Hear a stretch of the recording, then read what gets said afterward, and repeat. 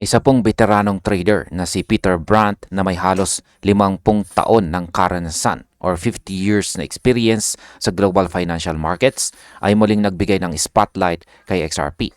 Ayon sa kanya, si XRP ay may isa sa pinakamalinaw at pinakapuro na long-term chart formations sa buong crypto dito sa buong mundo ng crypto.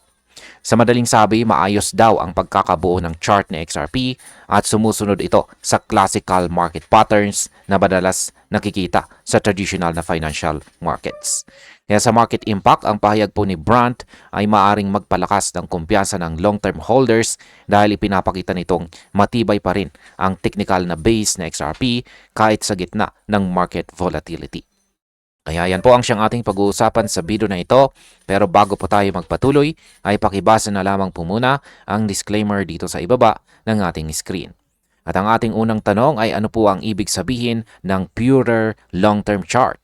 Sabi po rito ay known for his adherence to traditional charting principles, Brandt shared a multi-decade view of XRP's performance showing what he considers to be a remarkably consistent technical setup extending back to 2014. Yan, si Ginong Brandt ay kilala sa kanyang classical charting approach, isang paraan ng pagsusuri na hindi po nakabase sa hype kundi sa kasaysayan ng presyo. Ipinapakita niya ang kanyang multi-decade chart or ang multi-decade chart po na XRP mula pa noong taong 2014 at ayon sa kanya, napaka-consistent ng technical pattern nito.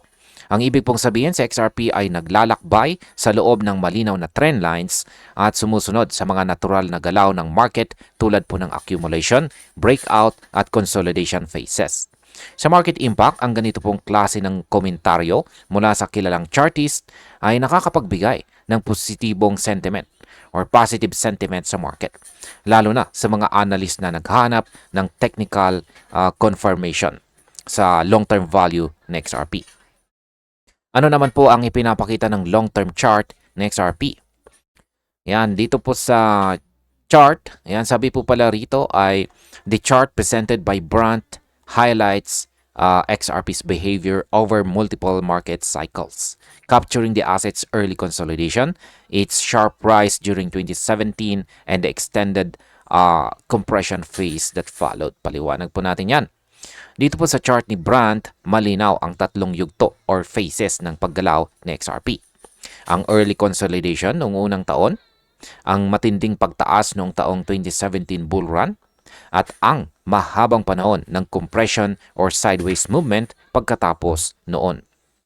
Ang pattern na ito ay karaniwan sa mga assets na matagal nang nasa market, parang humihinga sa XRP, nagpapahinga matapos ang matinding rally bago pumuling sumabog pataas. Sa market impact, ang ganito pong pattern ay senyales na maaring nag-iipon ng lakas sa XRP para sa susunod na major move. Kapag nag-breakout ito, posibleng makita ng market ang panibagong bullish wave. Ngayon ay nasunod ba ni XRP ang classical market formation? Sabi po rito ay the long-term formation is built upon symmetrical patterns and defined trend lines. Trend lines showing how XRP has respected its technical boundaries over years of market fluctuations.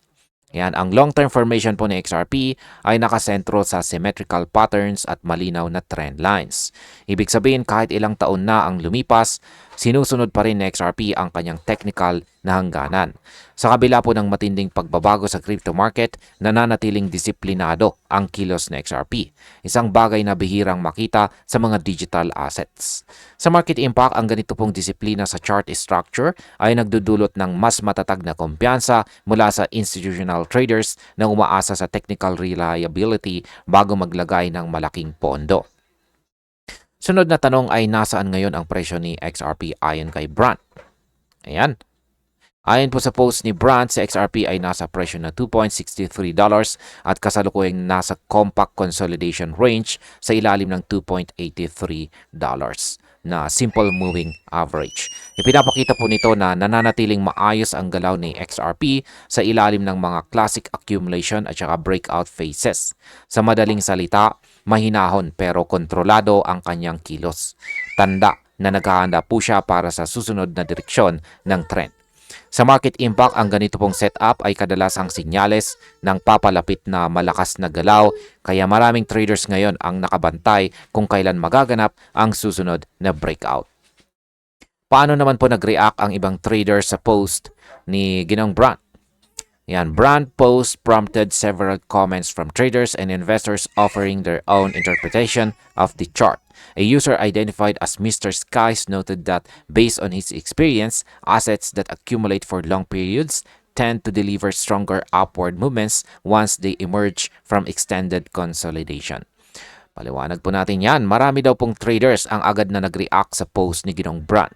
Isa sa kanila ay si Mr. Skies, kung saan ay nagsabing base sa kanyang karanasan, kapag matagal ang panahon ng accumulation ng isang asset, mas malakas ang pagtaas nito sa oras ng breakout.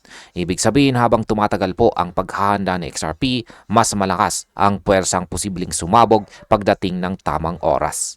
Sa market impact, ang ganito pong pananaw ay nagbibigay ng optimism sa mga long-term holders dahil pinapatunayan po nito ng matagal na consolidation ay hindi kahinaan kundi paghahanda para sa malaking rally. Ngayon ay may mga mas maingat bang pananaw sa chart ni XRP?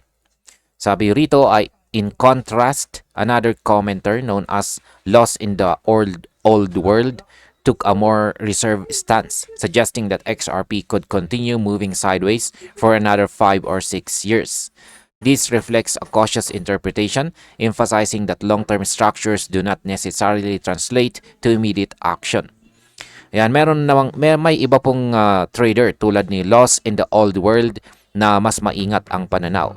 Ayon sa kanya, posibleng magpatuloy pa sa sideways movement sa XRP sa loob ng 5 hanggang 6 na taon. Para sa kanya, hindi dapat basta-basta ipalagay na ang long-term structure ay agad na susundan ng big move or malaking galaw.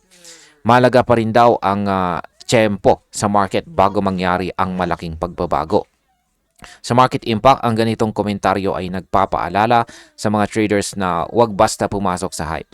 Ang market patience ay mahalagang bahagi ng tamang strategy, lalo na sa volatile na mundo ng crypto. Ano naman po ang pagkakaiba ng database analysis at saka emotional speculation? Yan, sabi po rito ay adding a broader perspective, a user under the name A, concerned observer, discuss the difference between data-driven analysis and emotionally influenced speculation. Yan, idinagdag naman ni A, concerned observer, ang mas malalim na pananaw. Dapat daw ang trading ay nakabase sa data at hindi sa emosyon. Madalas kasi sa XRP community, may mga umaasa sa mga riddle or speculative posts na walang konkretong basihan. Pero sa kaso ni Peter Brand, nakatuon po siya sa data at historical patterns, hindi po sa hype. Sa market impact, ang ganito pong disiplina sa analysis ay nakakatulong para manatiling matatag ang pananampalataya ng mga investors kay XRP kahit bumababa ang presyo sa short term. Ngayon ay bakit po ba mahalaga ang classical charting kay Peter Brand? Sabi rito ay Brand's post reinforces his long-standing commitment to classical charting methods which rely on the study of recurring price structures rather than market sentiment. Ang pahayag po ni Ginong Brand ay nagpapatunay ng kanyang paniniwala sa classical charting, isang paraan ng pag-aaral sa mga paulit-ulit na galaw ng presyo sa halip na umasa sa emosyon ng market. Para sa kanya, ang disiplina po sa chart structure ay mas matibay kaysa sa hype. At sa kaso po ni XRP, kitang-kita raw ng asset na ito ay may maayos at malinaw na pattern na sinusunod taon-taon.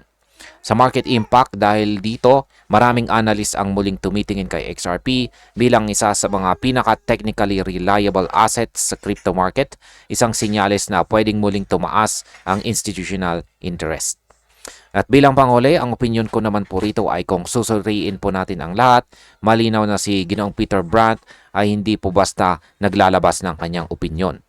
Ang kanyang obserbasyon ay nakabase po sa disiplina, technical na analysis at halos 50 taon ng karanasan sa market.